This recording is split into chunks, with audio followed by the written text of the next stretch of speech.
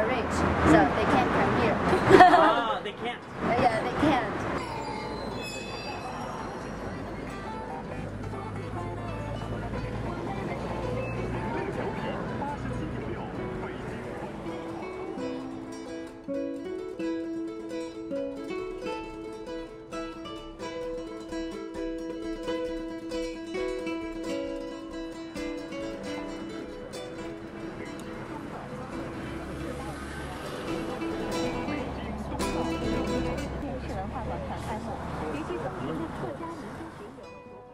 You would think that going down to Beijing, people would be unanimous in saying the Olympics were great and we're glad our country did this. But we heard some criticisms.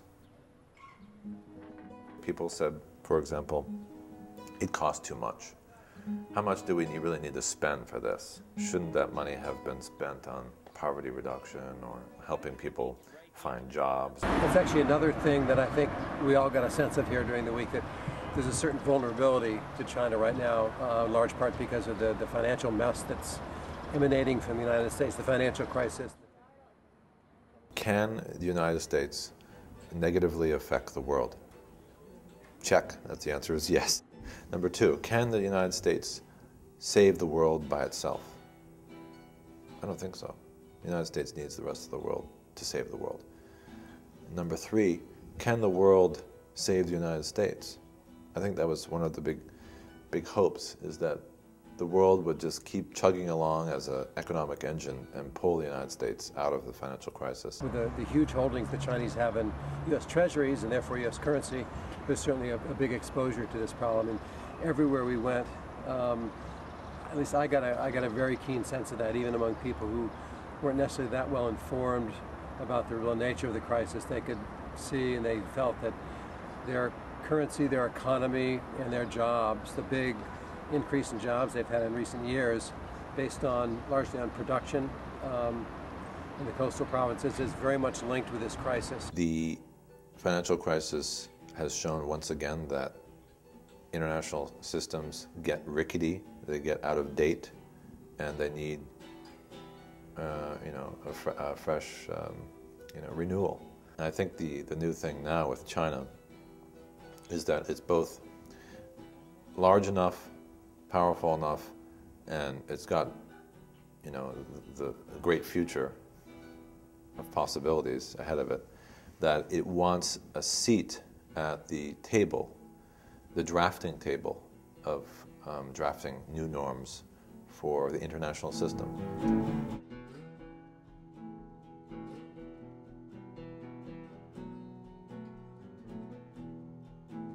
This is Leo Horn. He is vice chairman of China Carbon Forum. He also put together this very interesting op-ed asking the question, is China's development model, is it really a model for others to follow? Can you replicate China's model? To think of a China model is perhaps not the best way to understand the very profound changes that have been happening in China. Change has not been directional. Randomness and just sort of China's place historically and the attributes that are particular to China, just too many random variables out there to do it, elsewhere, to replicate it. We were given a rather remarkable tour, historical tour of Chinese history from Confucian times to modern day times, and stepping through all the stages of Chinese ideology along the way, from including Cultural Revolution, the sending off of young people to the countryside for education, the return of people from the countryside for jobs in cities. The children of the people who went through the social experiment during Mao's time have pretty much filled that vacuum with consumerism.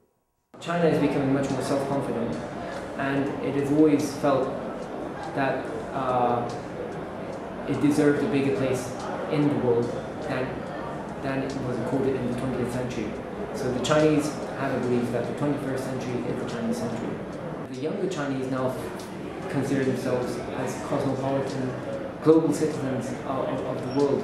And the Republicans have someone named John McCain as a candidate. I don't know. You have not heard of him? Hillary.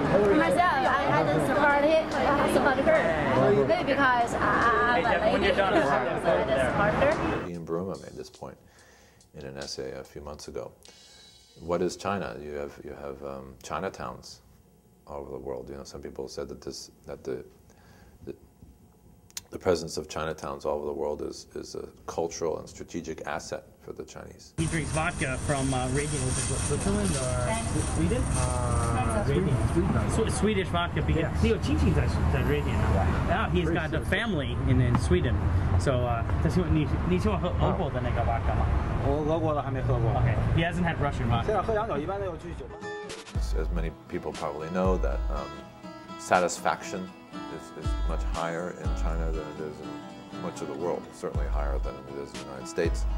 Americans see their society going in the wrong direction. Most Chinese feel that their society is going in the right direction.